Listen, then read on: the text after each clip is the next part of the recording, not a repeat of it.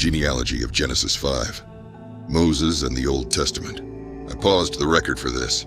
I was tracing threads. Then I found a clip. Chuck Missler, naval officer, engineer, Bible scholar, a data-minded analyst of Scripture. He spotted something I missed, a sentence, not in the margins, not poetry, not metaphor, actual names, in order. Even the Jewish law missed it, the very law built on Moses' writing. Maybe it wasn't meant to be found until now. Roll clip. When we get to Genesis chapter 5, it's one of those chapters you'd like to skip. It's just a genealogy. And if you're in a reading plan, you'd like to sort of skip over that, get into the interesting stuff. No, Genesis 5. What is it all about? Well, it's a genealogy of 10 people. Adam, Seth, Enosh, Kenan, Mahalalel, Jared, Enoch, Methuselah, Lamech, and Noah. See, the problem with that list, it's not translated for you. That is transliterated. Those are approximations of how they were pronounced. I wonder what might lie behind these other names. Let's see if we can go through this a little bit. That name Adam is pretty straightforward. That comes from Adamah, which means man. No problem with that one. He's followed by a son by the name of Seth. The word Seth means appointed. And how do we know that? Because Eve tells us that in the previous chapter. Eve said when he was born, "For God hath appointed me another seed instead of Abel, whom Cain slew." He has a son by the name of Enosh. Now this is a heavy name to go around with. The word Enosh means mortal, frail, or miserable. And it comes from the root, Enosh, which means incurable. It's usually used of a wound or grief or woe or sickness, something like that. Kenan now, not Canaan, Kenan is can mean sorrow, dirge, or elegy.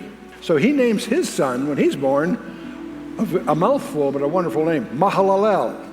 And Mahal, which means blessed or praised one, and El, the name for God.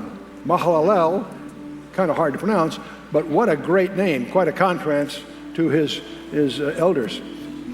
He names his son Jared, and there's a story behind that I'll spare you here, but the name Yared, which simply means shall come down.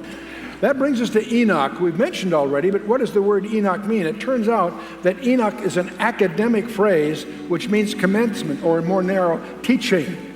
Enoch suggests teaching. And then, of course, he has Methuselah, which I've mentioned means that Muth and Shalach really mean his death shall bring.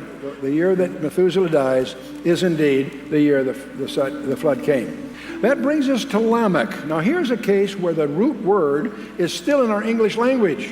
And we see it evident in the word English lament, or lamentation, if you will. In the Hebrew, the word Lamech suggests despairing. Now, Lamech has a son by the name of Noah. And he's derived from Nacham, which means relief, to bring relief or comfort. And we know that from his father, mentions that. Lamech says in chapter 5, says, he called his name Noah, saying, "This same shall comfort us concerning our work and toil of our hands because of the ground which the Lord hath cursed." Okay, so here's our genealogy now. Adam, Seth, Enosh, Kenan, Mahalalel, Jared, Enoch, Methuselah, Lamech, and Noah. That's a rough way they might pronounce it. Let's translate it with what we've learned. Well, Adam means man. Seth, appointed. Enosh, mortal. Kenan, sorrow. Mahalalel, the blessed God, shall come down, teaching that his death, whose death? God's death, shall bring the despairing comfort or rest. Man is appointed mortal sorrow. Man is appointed mortal sorrow, but the blessed God shall come down, teaching that his death, whose death? God's death, shall bring the despairing comfort or rest. Staggering discovery here, tucked away. That wasn't designed. That was embedded. A full gospel, hidden in a genealogy. Jesus was there. From Adam to Noah, name by name. But those names weren't Moses' idea. And names, you can't mistranslate those. They carry weight. I followed hundreds of threads, but this one shook the code.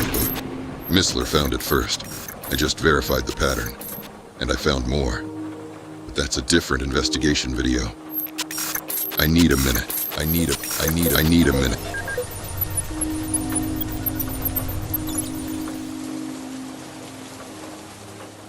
If that sentence was there from the start, then this book wasn't written by men, only through them.